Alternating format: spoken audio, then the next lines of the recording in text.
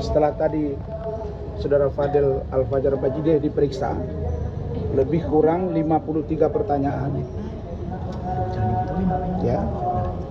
Dan tidak banyak sih pertanyaannya. Nah, setelah kita dalami, kita dengarkan, kita lihat perkembangan, kita lihat keterangan dari berbagai pemberi keterangan, diantaranya keterangan Loli, keterangan mungkin dari NM, dari saksi-saksi, dari Fadel. Maka tadi dilakukan gelar perkara, dan gelar perkara itu menetapkan Saudara Fadel Al-Fajar Bajideh sebagai tersangka.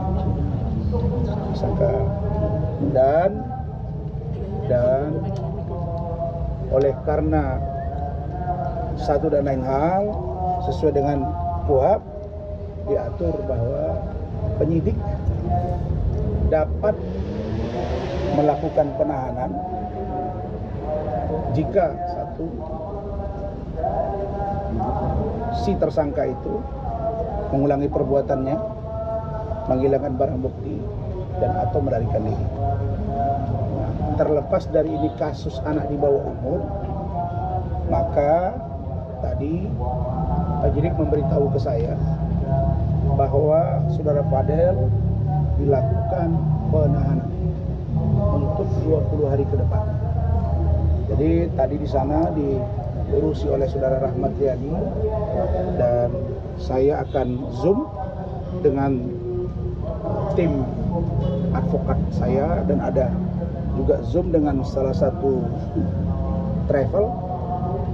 Maka saya menyatakan, pertama, karena kami belum mendengar keterangan ini secara utuh, karena ada informasi yang kelihatannya berubah dari Saudara Laura Mezani Mawardi alias Loli dari keterangan-keterangan sebelumnya. Tentu keterangan-keterangan ini akan dikaji dan didalami. Nah, karena itulah maka kami akan tetap melakukan upaya hukum. Misalnya upaya hukum lain, apakah dalam bentuk pra peradilan, apakah nanti menunggu di proses persidangan, itu saya serahkan sepenuhnya kepada keluarga. Tentang saya banyak yang WA, saya jawab ya satu aja. Besok saya ulangi, besok saya dipanggil DPN Pradi Bersatu di PIK, nanti saya kirim alamatnya, Anda datang. Tapi satu saja poinnya, bahwa PT Pengadilan Tinggi tidak berwenang membekukan apalagi mencabut berita acara sumpah. Dan itu sudah diulas juga oleh Bung Herwanto. Itu Pengadilan Tinggi itu hanya menjadi saksi dan tempat di mana orang bersumpah. Jadi yang berhak itu adalah organisasi advokat, apalagi sudah berbeda dari yang real KHI dengan HAPI. Bagaimana proses di dalam pembuatan berita acara sumpah saya di PT? Saya kan mendaftar sesuai dengan aturan yang mereka buat. Ketika dinyatakan selesai verifikasi, maka saya mengikutinya. Jadi tidak ada yang apalagi sudah dihentikan laporan itu dan tidak ada yang disalahgunakan. Jadi saya pikir itu surat keterangan sudah ada di saya, sudah pernyataan lengkap. Nah, jadi terkait saya bisa beracara atau tidak, ya saya tetap beracara, nggak ada masalah di situ. Kenapa? Karena itu nanti akan terjawab dengan sendirinya oleh dengan pendapat hukum, dengan organisasi saya dan lain-lain. Coba kalian lihat bahwa organisasi advokat lah yang berwenang membuat seseorang itu beracara atau tidak. Contoh, Hotman Paris dijatuhi 3 bulan sanksi, tapi dia keluar dari situ.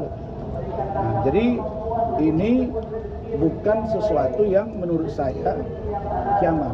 Cuma saya menyerahkan sepenuhnya kepada organisasi saya, dan saya berterima kasih dengan banyaknya dukungan. Biarkan saja ini dibaca, diikuti, dan dijawab oleh masyarakat luas. Saya kira itu. Abang akan ada ajukan pada saat dijadikan tersangka, Bang. Mundur ya, Bang.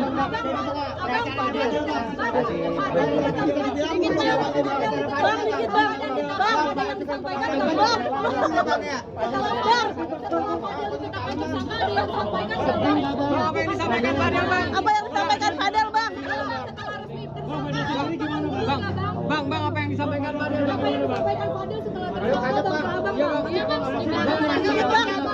Ini Fadel merasa gagal nggak? Oh sedikit. Padahal abang dari awal percaya diri Fadel bakal bebas, tapi akhirnya jadi tersangka. Abang merasa gagal nggak? Dengarin baik-baik. Saya telah berhasil 7 bulan. Ingat ya, 7 bulan melakukan pembelaan hukum dan dia aman. Tapi satu yang saya beritahu Fadel, kalau keterangan besok berbeda dari Loli, itu akan sangat berbahaya buat kamu. Nah, Loli memberikan keterangan yang berbeda. Terus saya mau buat apa? Bang, kenapa itu? Karena bisa, itu Bang? anak di bawah umur, saya tidak tahu. Berarti dia sudah membuka hal yang berbeda. Pertanyaannya, apakah ini dapat kita terima atau tidak seutuhnya? Kenapa dia berubah? Nanti kita lihat di proses persidangan. Oke, ntar satu. Jadi Bang, satu. saya Apa? bukan gagal, saya telah berprestasi. Satu-satu. Saya sudah sangat berprestasi membantu dia. Dan saya tetap akan bantu dia. Kami tidak mengundurkan diri. Tadi rapat dengan Rahmat dengan tim. Kenapa? Karena kita mau tahu kenapa Loli begitu. Oke, Bang, pertanyaan saya, Bang. Tapi supaya kalian ingat ya, dalam semua keterangan terbaru itulah yang dipegang. Gitu. Bang, apa pernyataan Loli yang berubah sampai akhirnya Fadel jadi tersangka? Apa pernyataannya apa? Bang, pernyataan Loli apa yang berubah? Kondisi Fadel, Bang, setelah dinyatakan tersangka. Kondisi Fadel setelah dinyatakan tersangka mungkin. Kan saya ingat ya. Kan Fadel selama ini memberi keterangan tidak pernah sesuai yang dituduhkan. Ya. Dan itu juga lah keterangan Loli. Nah, ketika Loli bercerita Sama kita ya. kepada saya pun mengatakan tidak ada yang namanya hamil, yang namanya hubungan badan. Nah, mungkin dia memberi keterangan di sana, mungkin ya berbeda sehingga penyidik melihat bahwa ini adalah fakta. Nah, memang pertanyaan dari awal sudah saya lihat tadi memang mengkerucut kepada hal-hal yang menurut saya sangat sensitif. Maka saya tadi sebelum saya beritahu dia tersangka dan dia ditahan, saya tanya di depan keluarganya. Saya bilang, kamu bicara yang jujur, ada tidak? Dia jawab tidak. Nah, kalau memang tidak, ya sudah. Kalau Loli mengatakan misalnya ada, ya kita uji di sana. Kan itu saja pembuktiannya. Bang, apa yang disampaikan Fadel setelah ditetapkan jadi tersangka ini, Bang? Fadel tadi mengatakan dengan sangat tenang, dia bilang, oke Om, kalau memang saya tersangka dan saya ditahan, kasih saya waktu merokok sebentar. Udah, dia lagi merokok. Kenapa? Ada pengajuan penangguhan penahanan mungkin, Bang. Penangguhan penahanan. Setahu saya anak di bawah umur nggak pernah ditangguhkan. Oh, oke. Setahu saya Fadel kecewa nggak sama Kenapa? Abang dikit, Bang. Awas jatuh, Pak. Bang, tapi Fadel kecewa nggak sih, Bang? saya hukumnya itu hanya ada satu. Pohon.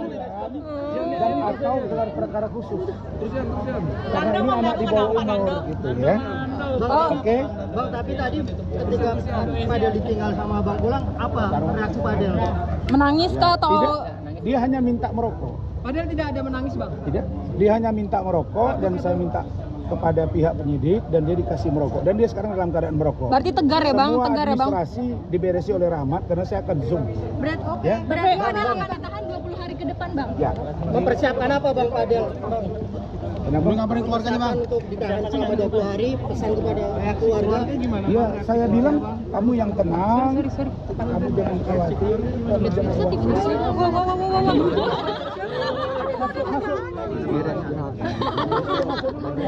Udah, Bang, biasanya lama ngobrol dulu, Bang. Biasanya lama ngobrol dulu bentar. Ngobrol Jadi dulu. begini, Iya, Bang, ngomong. jadi saya banget lagi. hanya pesan ke Fadel.